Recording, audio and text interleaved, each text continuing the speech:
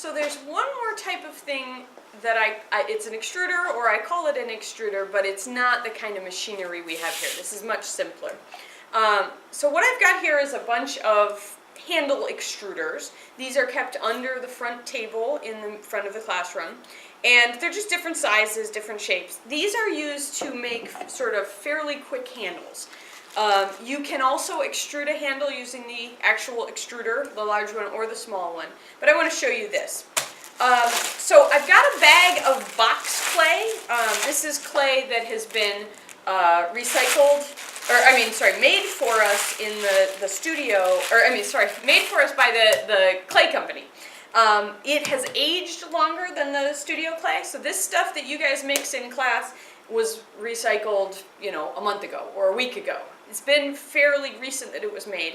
And so one of the things that happens is that when you're working with this and you have, say, a coil or a handle, as you go to bend it, it tends to want to crack. And that's not anything you're doing wrong. That's the nature of this clay. This clay is short, is what we call it, and it does that. It wants to crack. This clay is more aged, so the opposite of short is aged in this instance, and that means it won't bend as much when I go to cut into it. Wire tool. Thought I was all ready. So I'm going to just cut a relatively thin slice off of this box clay, this aged clay, porcelain or stoneware, whichever kind you're working on. And I'm just going to set that aside. Now I've got this nice flat piece, and I'll show you in a moment why you want it to be kind of flat. I'm going to grab one of my handle extruders. I'm going to pick this one that has kind of an interesting shape.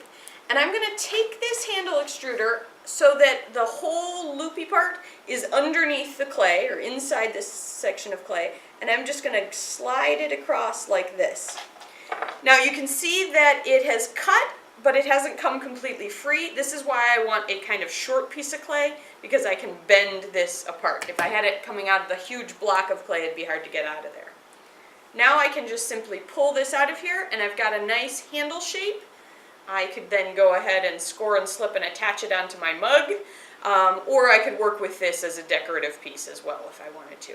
Notice that this piece here is not cracking and twisting the way that my coil that I had out of fresh clay, short clay, does.